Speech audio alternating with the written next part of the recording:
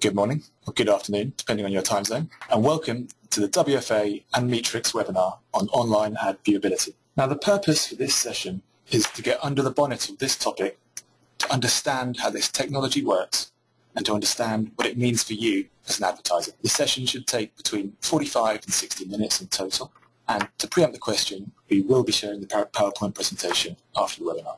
Some of you may know me already. I'm Matt Green on the left.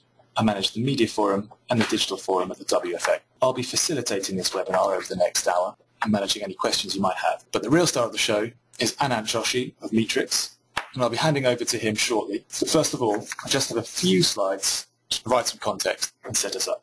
It's worth just taking a minute to explain how the WFA works, how we're set up, for those of you who aren't aware. In fact, we have two different types of member. Firstly, there are 55 national advertiser associations within membership, including the world's biggest ad markets. Some of these members are joining us today.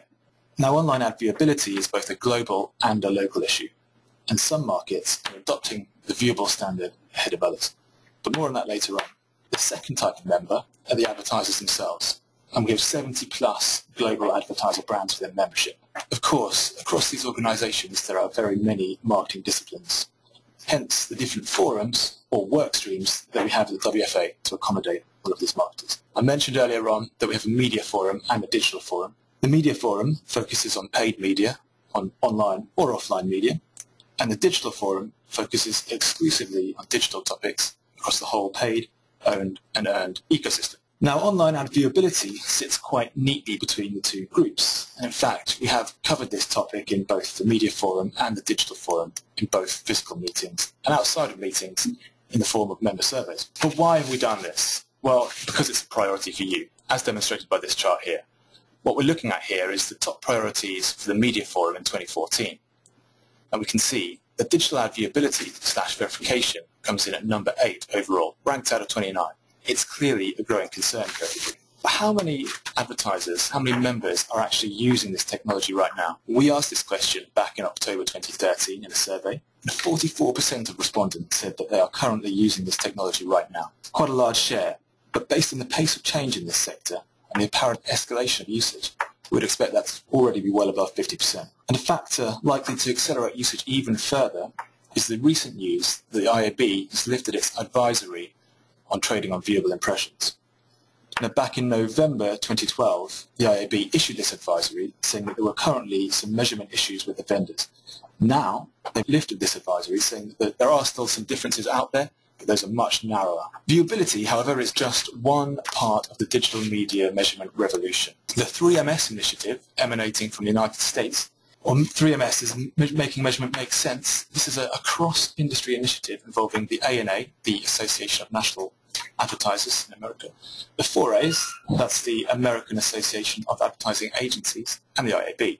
The objective of this initiative is to revolutionize the way digital media is measured, planned, and transacted. Viewability is one component of this, but there's also audience currency, trading on a cross-media currency across all media, brand metrics, and then there's brand safety or brand verification, online ad verification. And we know that verification is a real key concern for members as well.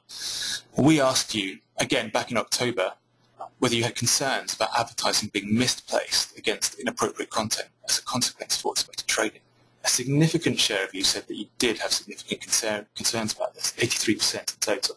And Anant's going to be touching on this area as well, in addition to the viewability piece. Now, we know, of course, there are many vendors in this space. Meetrics is one. There is also Comscore, Nielsen, Integral Ad Science, AdExpose, Privacy Choice, AdSafe, Alenti. There's quite a few. But we know that Meetrics is a really solid product, and we thought there's a great opportunity to put Meetrics in front of you guys to show you how this all works. So very soon I'm going to hand over to Anant, but I just want to make you aware of the questions that you can ask us. Now, you'll see the widget on the side of your screen. Please feel free to submit any questions at any time, and at the end of the webinar, we'll be able to ask those of Anant. So please do just fire those across. Before we do get started, I'm just going to ask one poll. This is supposed to be an interactive affair of sorts. I'd just like to take the opportunity to ask you a quick question. What we'd like to know is, do you plan on adopting viewable impressions as a trading currency? Now, some of you may already be doing this. You may already be trading on this basis immediately. you may plan to do this in the near future, perhaps within the next 6 months or even sooner, perhaps in the slightly later future within the next 6 months, or looking forward within the next few years, or perhaps you still have reservations about this. Perhaps you don't plan to adopt this current trading currency at all. Perhaps you, like the IAB back in November 2012, you feel there are still some reservations around the robustness of this trading currency, of the whole research capacity of these vendors. So to that end, I'd just like you to submit your responses to this question. I can see that quite a few responses are coming in now. All right, I can see most of you voted now, so I'm just going to close this poll, and I can see that a large share of you, 33%, plan on adopting viewable impressions as a trading currency within the next 6 months. So pretty imminently, really. You're clearly sort of quite interested in this, and it's something you're planning on launching quite soon. Interestingly, just over a quarter of you are already trading on this basis, much more than I thought. Much smaller share, just 13%, have reservations and don't plan to adopt this anytime within the near future. So quite interesting results there. I'm now going to hand over to Anant, who's going to take it from here and take us through the whole methodology of viewability. So Anant, without further ado, over to you. Thank you, Matt, and hello everyone, and thank you for joining. The online industry is going through a little change right now. Visibility actually isn't a new topic. And Meetrics is a company that is 6 years old, and we're actually specialists in this field. Most of our revenue actually comes from media agencies, auditors, media owners, and also a little bit from clients direct. So in effect, what is visibility? I guess when you're running a campaign, depending on how you're buying your media, a certain percentage of it won't be seen. So if you're generally buying directly from a premium publisher, around 30% of your campaign won't be seen. If you're buying programmatically, it actually increases to around 40 to 50%. But really, don't panic about this. There's obviously systems now in place. I think the main point is that the agencies and you are getting involved in looking at this data and actually optimizing based on what you see. So what makes a viewable ad? So the MRC have done some work to define what makes a viewable ad impression. So currently it's actually set that you have to see at least 50% of the area of the ad for 1 second. Most of you might be thinking, well, that's not a lot of time, and you'd probably be right. So you might not be buying a TV ad spot at 1 second, but we think it's a good start, but not necessarily one that you should use to measure your success of your campaign by. So if we take that in mind, say 100% of ads were shown, but out of that only say 86 as an example were visible. We think that the period of time, the amount of seconds that you engage with a user is quite crucial.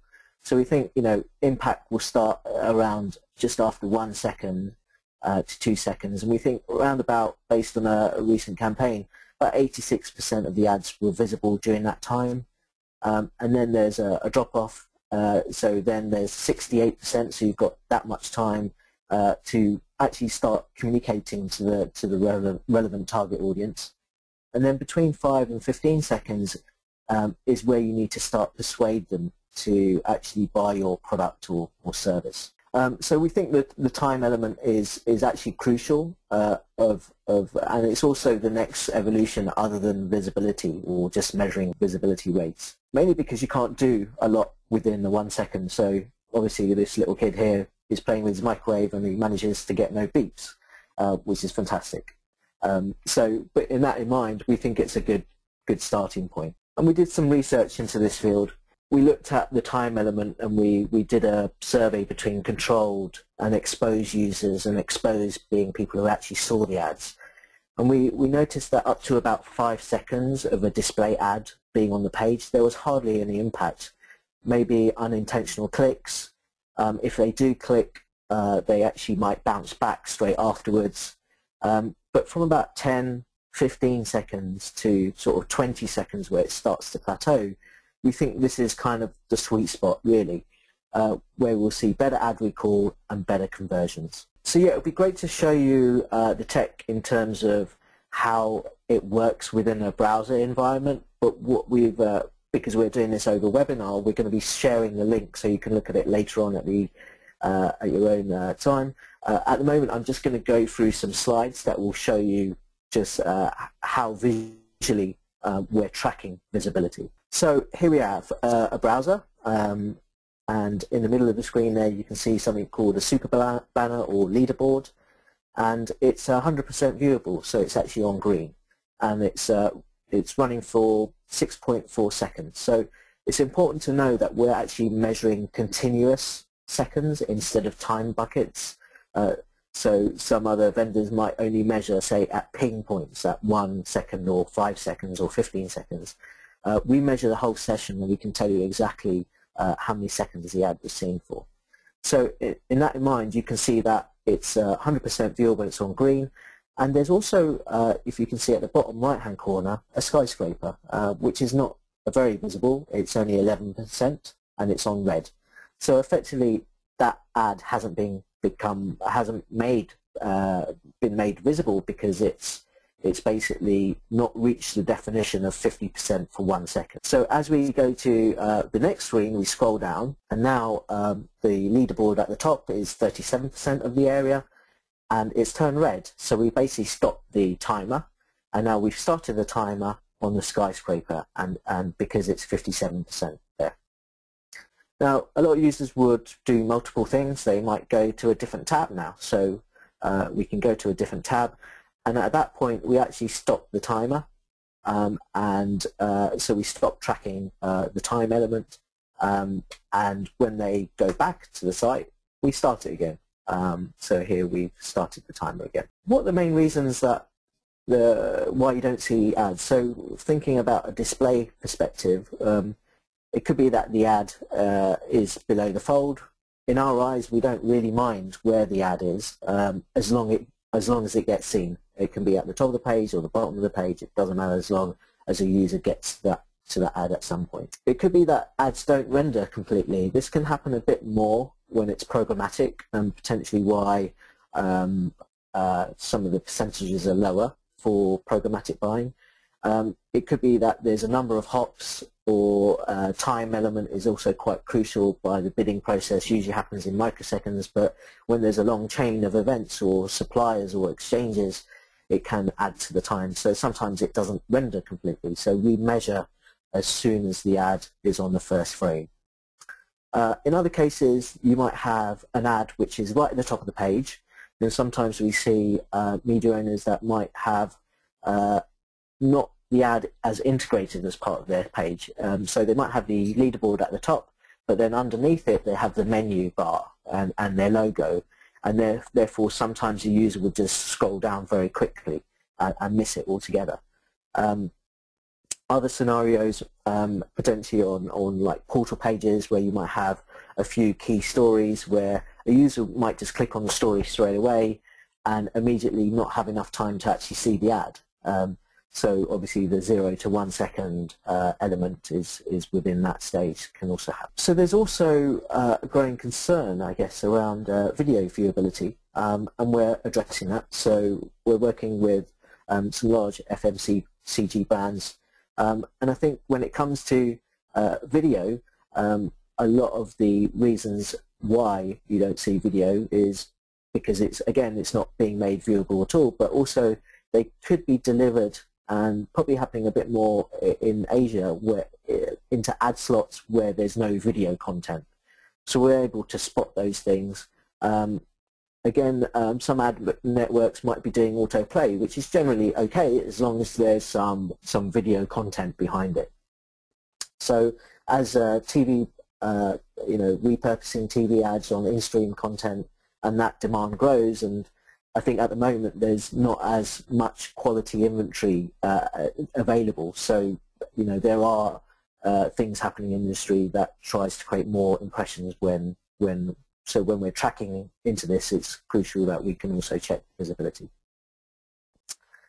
Okay, let's just touch on how the technology works. I think it's interesting to know that. Effectively, there's two main approaches that most companies would use, one or the other. So there's the geometric approach for standard banner ads. So effectively, the viewability is determined by registering the ad positions. So if you imagine the browser is 0, 0 to the top left, and then it could be a number of pixels down. And then we look at the ad dimensions.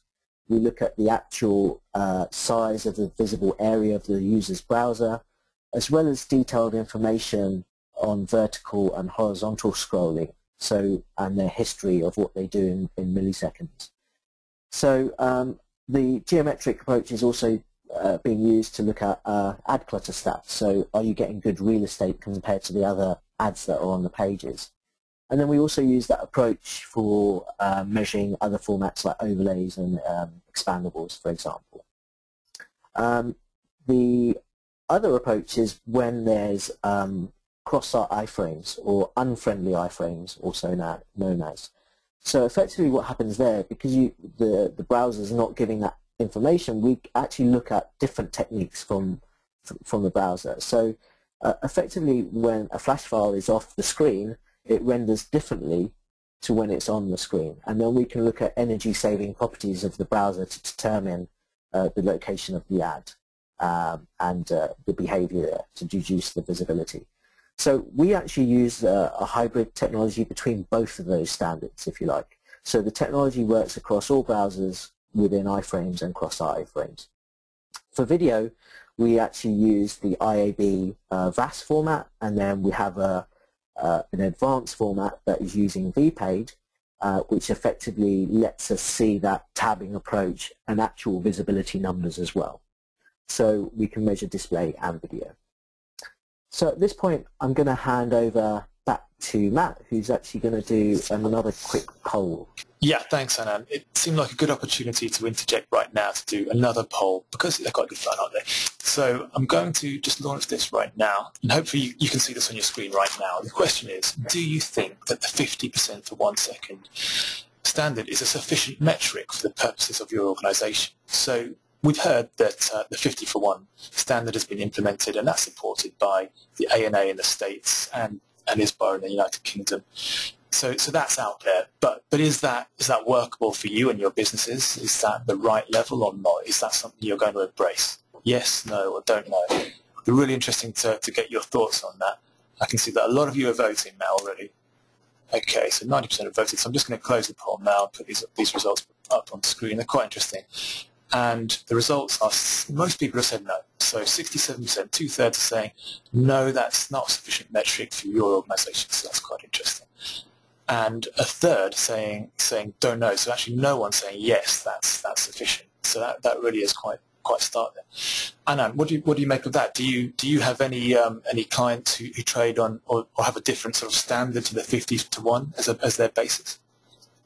Yeah, so we do. So and I think it also depends on which country that you're operating in. So, for example, in Germany, we're working with Unilever, and they're not happy with the 50% one, so they actually have 6 different definitions. So they'll look at the data across multiple stages. So inside our UI, we can actually switch the definition in real time. So they might have 50% 1, they might have 60% and 5, or 75% and 6. So that ability to be flexible is made within the platform, and I would say that it's a good starting point. But as you've seen from our research, we think the time that you need to really absorb a message is definitely higher than 5 seconds. So it's a good starting point, but in terms of judging the success of your campaign, it shouldn't be used to do that. Okay, so let's have a look, just a quick look at what agencies or the trafficking team, media planners, the traders are all looking at when they're looking at this topic of viewability. So within our UI, this is a quick snapshot of it, where within the dashboard you can actually see visibility and view time by placement, or can be actually by site. So if you imagine here on the bottom right hand corner, here's view time, and then going up we have visibility rate. So effectively, the smaller the bubble, the less impressions that placement or publisher has served. The bigger the bubble, the more impressions they've served. So when you actually mouse over it inside our UI, it will actually tell you which publisher or placement it is. So effectively, these ones aren't doing so well because they're sort of low low time and low visibility rate. So we would like to move the inventory from these guys to this area. And we'll look at methods of how that can be done. We can also look at geographic distribution. There's a lot more other data within the platform, but I'm just showing you a quick snapshot of optimization and what the agencies would generally do. So the next stage would be to look at our radar view, and in the radar view it's telling you what are the top 3 publishers, which ones are the bottom performing ones. So here, for example, on the home page of this particular site on this demo, you can see it's 8% visibility rate. So when we actually click on this icon here, it actually opens up your email client and it will copy in the relevant data. Then the agency or media owner can send it over to the operations team and say, can we do something with this number? Can we actually move inventory from the homepage maybe to a news page where there's actually more or better visibility going on at the moment. When it comes to programmatic, it's actually a bit harsher, I would say, in that it can be done in a very automated way, and we'll come to see what clients are doing and what sort of levels they're looking at when it comes to visibility. But effectively here we'll have a list of all of the domains.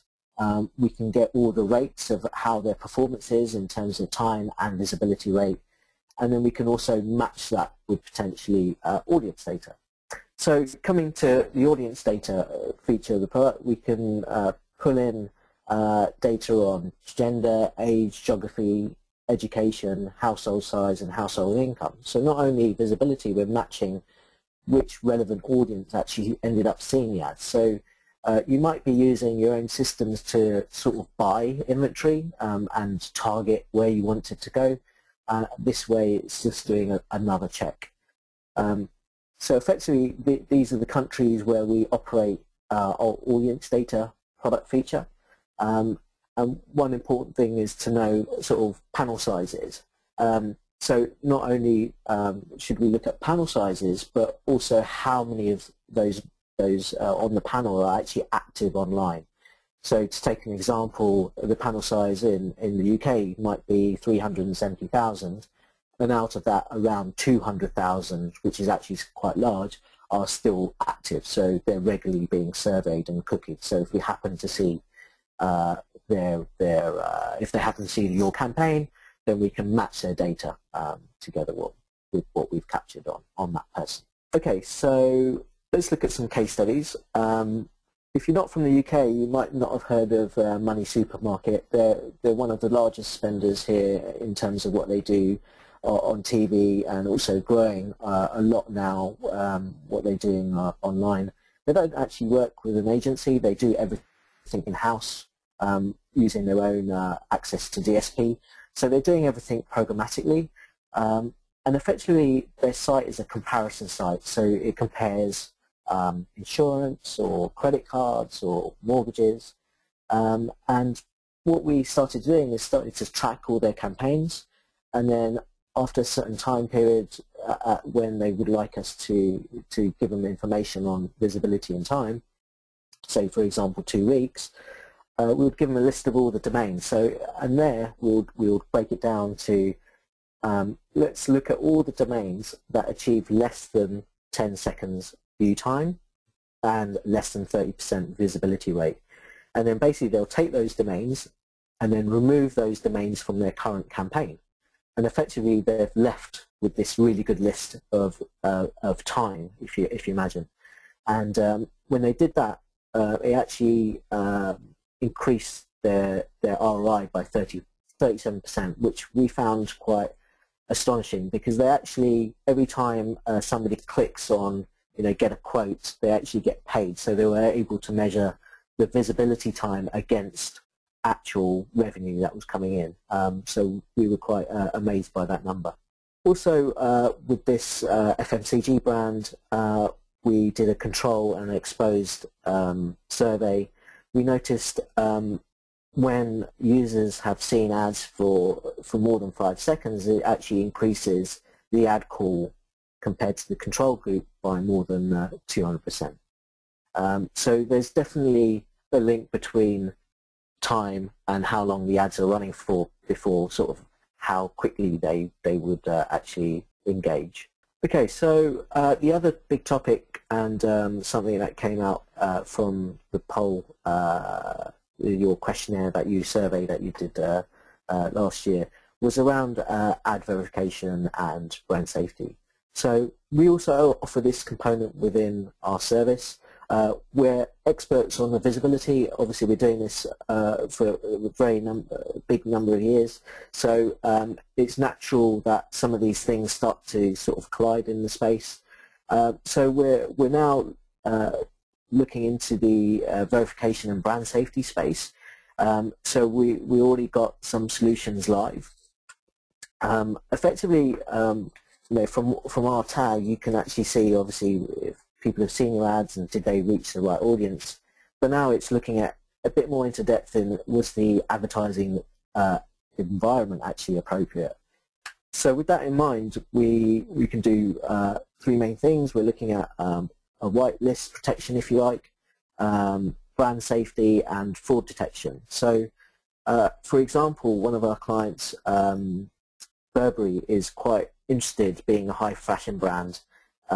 They don't want their brand to be on sites that they haven't approved, so they have a list of targeted sites, and we would notify them if there's any domains outside of that list. So it's basically a whitelist protection, and this seems to be where a lot of the agencies are going now. So they'll get this list and get it approved by you, and then we could double check if it, and make sure that the domain it actually ends up on is the correct one. Then from a brand safety point of view, we can look at seeing what sort of context the pages are being delivered to. So looking at keywords at a certain URL level or title, and then looking at the pages. There can be a lot of false positives in this field. Where you'd get a word being flagged up that is actually quite safe. It's not anything dodgy, for example. So in that way, we're manually looking at the data before sending alarm bells through the agency. So we think it needs to be dealt with very carefully on that side. And fraud is obviously a big issue. So things are happening in that space. You know. For example, ad farms where you don't see hardly any content and there's just ads, like in this example that we found recently. So no content, you think it's an email client, but effectively it's just ads calling other sites and just loading on multiple ads with no content. Is quite bad.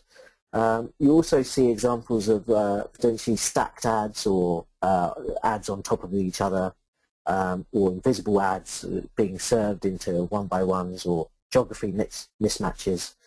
So in some ways it feels that we're forensic scientists, and we've got our PhD guys combing the data, if you like, and looking for inconsistencies between the transmitted data, such as user agent data doesn't match rendering behavior, and or it's showing strange aggregated values such as view time, distribution, and ad clutter, for example. So we are able to pull out suspicious sites, so yeah, it is a manual process. A lot of the technology with what the fraudsters are using is quite up to date. So anybody that's doing it sort of automated fully, then they're probably not doing it as right. So we really need to look at the data and spend time to find out where these culprits are.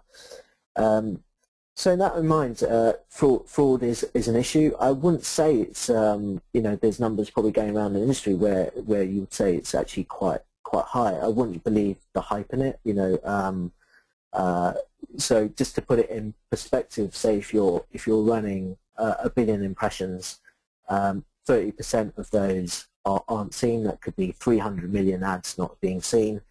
Out of that, there would only be less than, say, 10,000 impressions that could have been unsafe or could have been might have been fraud. So we're already filtering out things like spiders and bots from our traffic. So in terms of where you'll see the most performance gain is really adjusting your campaigns towards the more visible placements and sites that are running at the moment. So Matt asked me to come up with a list of questions that you could potentially ask your agencies, and then a list of questions for your vendors. So for your agencies, has your agency's team started to optimize campaigns for viewability? If yes, are they optimizing domains and placements as well as time? I'm emphasizing the whole time element here because it's just as strong as knowing whether the ads were visible or not. And are they using ad visibility for buying programmatically? So a lot of the time the platforms don't have this as an inbuilt system yet. So they would be working with a company like ours to make sure that when they're buying programmatically, they are getting the visibility stats and optimizing towards that. When they're working with their own properties or the agency's properties or trading platforms, they may be tracking visibility on that, but make sure they're doing it on all of the campaign. It's the technology is now is at a stage where it's actually quite cheap to basically track elements of all your campaign on various partners that you're working with. And are they using audience data to reach the target group? And are they combining that data?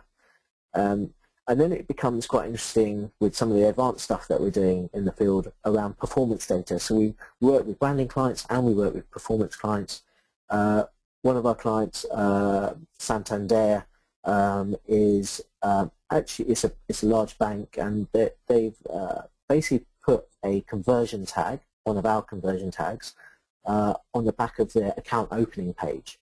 So as soon as somebody opens a bank account, we drop a conversion tag, and then we can tie that back up with visibility rates. So and which sites actually saw that campaign. So you're tying up visibility with conversions, and from the data that we've seen, we only saw conversions for that client happening after, say, 13 seconds. And hence why it's important to measure the time. Okay, so questions to ask your vendors. Does your vendor measure time accurately? Are they measuring it continuously instead of at time buckets at 1 or 5 seconds? Do they have the flexibility of setting visibility definitions on the fly? Having multiple definitions, being able to swap out those definitions is quite crucial. Have they got good benchmarks? Are they able to support all international measurements? So, for example, in Germany, they prefer the 60% in one definition. Can they measure audience data and including frequency and reach calculations? Can your vendor also measure ad exclusiveness, which is kind of like how many other ads on the page? Are you getting good real estate for the money that you're buying? Can they also create sub-accounts? So the example we saw before where the agency can basically, or media owner can reach out to their operations staff, we can actually give them a login, so save them time to look at the data themselves. And do they have a good solution around fraud traffic as well, being one of your major concerns? Great, so yeah, just to round off, that's kind of the gist of the presentation. We do have some white papers, so if any of you are interested in getting any of those, we're going to share my contact details at the end that we've just launched, so we can send those over to you. But yeah, I'd just like to thank you for listening, and I'm going to hand over back to Matt. Thank you very much, Anna. That was really, really good, and I think the case studies are really helpful to bring this space alive, so thank you very much for that. Anant's going to be hanging around to answer questions, and some of you have already sent some through, so thank you very much for those. And if you have some more, please do send them through, because we can stay online here for another sort of 10 minutes or so. Anant, just I've got one of my own to start with. Firstly, do you have any learnings on ad sizes? Is there an inherently more effective ad size? Is a banner format or a skyscraper format effectively the sort of the best format to be using out there based on its sort of positioning on the page and its, the fundamental properties regarding its size? it's a good question. We release benchmarks that basically will break it down to ad size. I think that there's definitely some new popular formats or ad sizes right now. Like the 300 by 600 seems to be doing quite well, also known as a double MPU. So yeah, normally there's not a huge amount of, there'll be a few percent differences between performance between ad sizes, but yeah, there are some of the newer ones that are doing better. And to that point, I think it's important to note, what the IB and the MRC think around size. So I think when you're looking at bigger ad formats or the rising star formats, the consideration there is to have a lower visibility threshold definition, so maybe 30% on 1 second. And also I didn't mention about video. So video, the current discussion is to say 50% of the area of a video ad, but for just a continuous 2 seconds instead of just the 1 second in the beginning. So yeah, we will have that broken down by in our benchmarks that we have. So yeah, there are differences between. Great. And within your benchmarks, will they look at what a sort of an average amount of viewable impressions might be? So, for example, the average campaign might be half of the impressions might be viewable. Those are sort of benchmarks. Exactly. Great. Exactly. Yeah.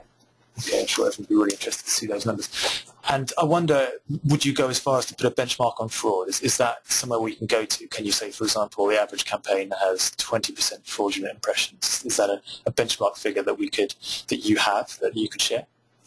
Yeah, I think some vendors are going out there and having a lot of hype around the numbers, sometimes even giving more than 50%. I don't think that's the case. We might see 1%, but the highest we have seen is 20%. But in terms of this industry, it's a lot of these things are getting ironed out as they go along. So it's definitely not a huge concern. Because ideally we want the investment and the digital spend to grow in this area, and with online you can measure so much more. So yeah, there is a lot of hype out there. I don't think it should be ignored. I think there's a lot being done to resolve it, and a lot of good, strong inroads being made to remove fraud. Thank you. And just taking a question from the webinar participants now.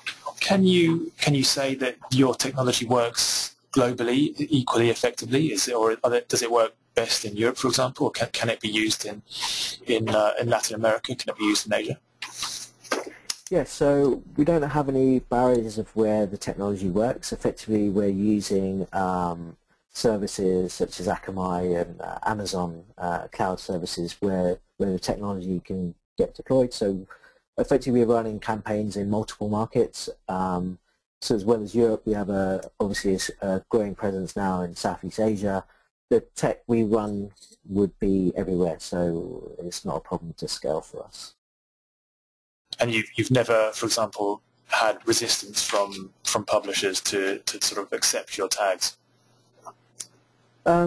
Yeah, it's a good question. I guess a few years ago we had to go through a number of certification processes.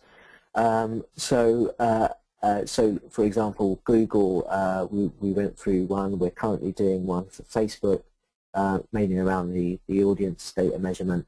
We've also certified with Yahoo. So the big players, we've sort of done a lot of work already.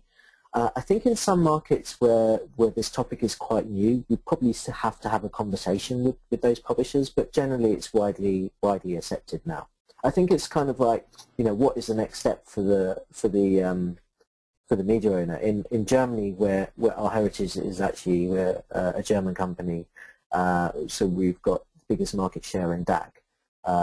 So in that market, it's quite a mature topic, and people have already started trading on it. They're creating agency agreements. Media owners are creating packages or premium inventory around ad visibility. So there it's quite mature. In other markets, they're tracking it and optimizing it. I think when it becomes a little bit more complicated is the money situation where you're actually saying, well, we're only going to pay for visible impressions. I think that day will come, but there's the media owners also need to take hold of the technology and embrace it a bit more in order for them to do that, and then for them to do all the clever stuff around forecasting for it as well. And another question from the audience here.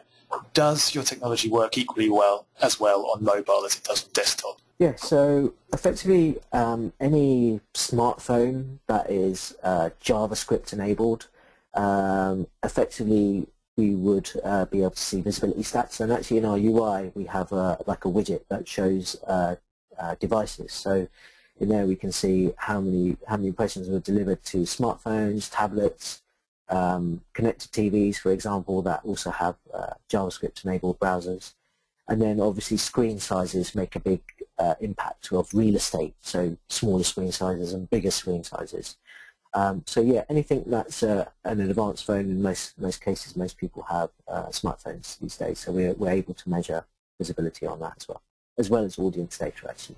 Cool, thank you very much. And one more question from the audience here.